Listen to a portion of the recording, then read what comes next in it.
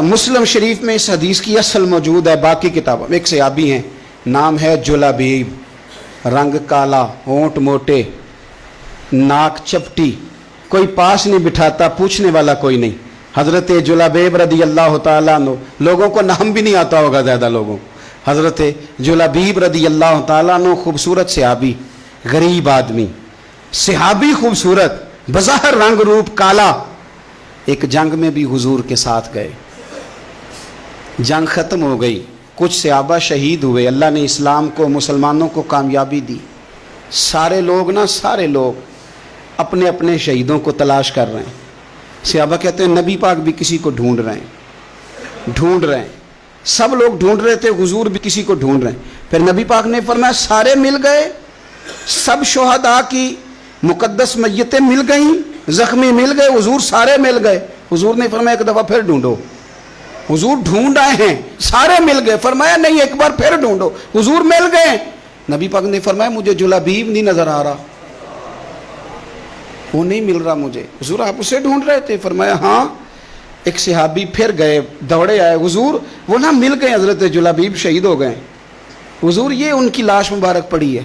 کریم رسول گئے تو صحابی کہنے لگے حضور یہ 7 لاشیں کافروں کی ہیں، ایک لاش حضرت جلابیب رضی اللہ تعالیٰ عنہ کی ہے۔ حضور وہاں کھڑے ہیں۔ اس حدیث کی اصل مسلم شریف میں موجود ہے۔ میرے نبی پاک صلی اللہ تعالیٰ علیہ وسلم نے فرمایا دیکھو میرا بہادر 7 کافروں کو قتل کر کے شہید ہوا ہے، یہ 7 کو قتل کر کے شہید ہوا ہے۔ یہ لفظ ہیں حدیث پاک کے۔ میرے نبی پاک صلی اللہ علیہ وسلم نے اس شخص کو جس کو ڈھونڈنے والا بھی کوئی نہیں، لاش اٹھانے والا بھی کوئی نہیں، اس وقت ان کا اپنا موجود بھی کوئی نہیں، یہ لفظ ہے حدیث کے، رنگ کالا، بندہ غریب۔ دیکھو حضور نے کیسے اندھیرے سے نکالا۔ اللہ کے رسول سرانے کھڑے ہوئے، اور اتنے اعلیٰ لفظ نہیں ملتے۔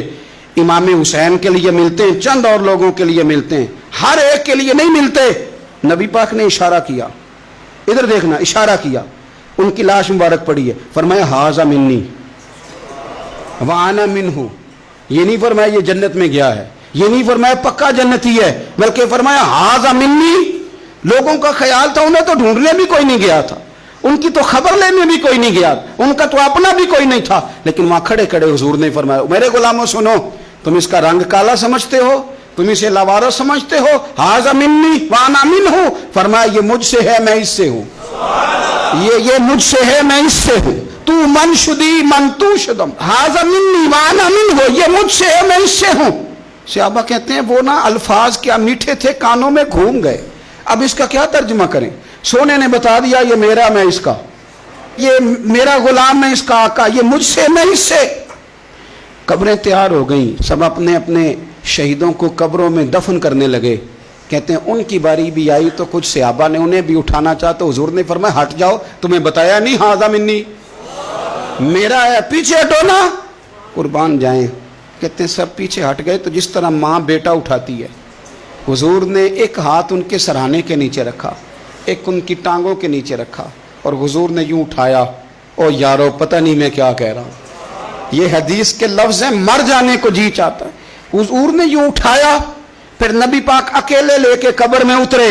میں نے جب حدیث پڑھی تو میں نے نا اس کے حاشیے میں ایک جملہ لکھا ہے، جب حضور نے اٹھایا نا تو یقیناً نبی پاک صلی اللہ علیہ وسلم نے ماتھا بھی چوما ہوگا، یقیناً حضور نے پیار بھی کیا ہوگا۔ حضور نے قبر میں لٹایا تو میں نے نیچے ایک حاشیہ لکھا ہے، میں نے کہا حضرت جلابیب، لوگ تو جب مٹی ڈالتے ہیں تو مدینے والے آتے ہیں نا، تجھ سے کیا حساب کتاب ہوگا، مٹی ڈلی نہیں اور اللہ کی ساری رحمتیں پہلے قبر میں پہنچ گئی۔